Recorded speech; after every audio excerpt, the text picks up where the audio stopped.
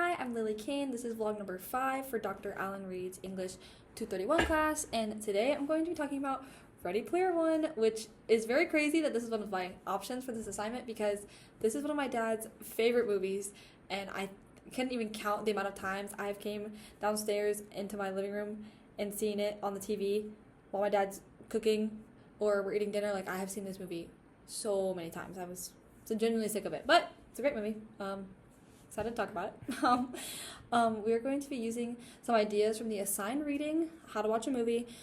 First, I'm going to discuss a few of the cinematic elements like mise en scene, composition, explicit and implicit meaning, and the overall cinematography, and how they help show the film's message and technology and reality. So first, mise en scene, or mise en scene, which is basically everything you see on screen. In this movie, there's a really obvious difference between the real world and the Oasis, or like in-game, I guess you could say. The real world is super dull and kind of gray, and really crowded. It seems like very small.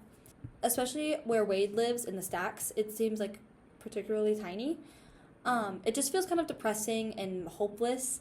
And then when you look at the Oasis, it's the complete opposite. It's bright and colorful, and honestly, obviously looks a lot more fun and exciting, and even like more stimulating, like to your eyes and your brain.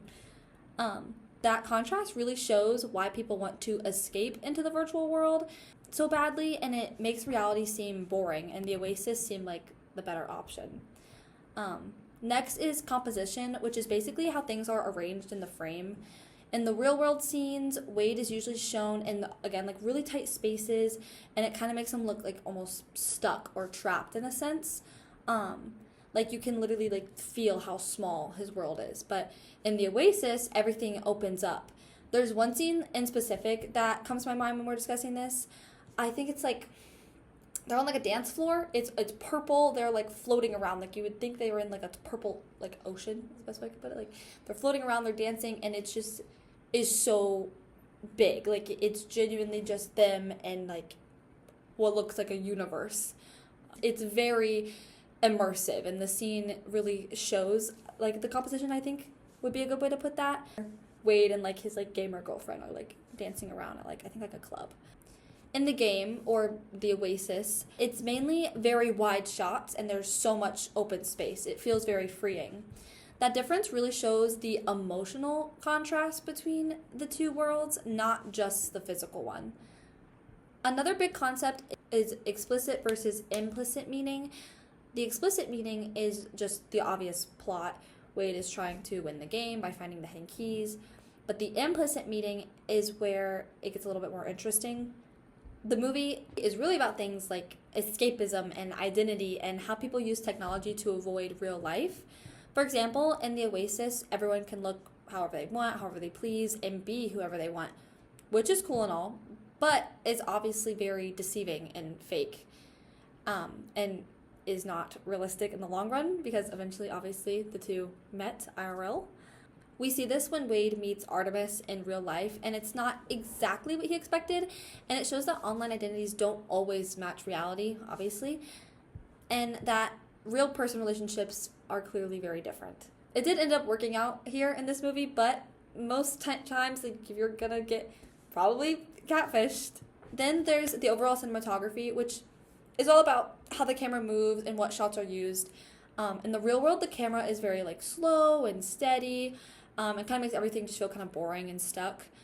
But in the Oasis, the camera is constantly moving, like very quick, fast movements, crazy angles, and there's a lot of action in this movie. A really good example of this is the opening race scene, which is super intense and fast-paced. It like pulls you in. It was like another very like immersive scene. It's like really starting the movie off with a bang. It immediately pulls you in and makes the Oasis feels very exciting, especially when in comparison to the real world.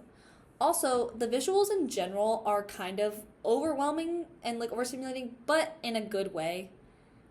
This is also clearly on purpose to show the difference. There's so much going on. There's bright colors, constant movement, and it kind of reflects how technology and media is in real life. It's like everything is competing for your attention all the time. So even though it looks cool, it also kind of shows like how overstimulating digital spaces can be. Overall, Ready Player One uses all of these elements like composition, meaning, and the overall cinematography of this movie.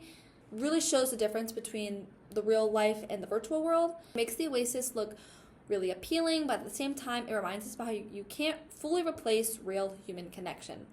So basically, the movie is saying that technology is great and all, but you do need balance of real world relationships.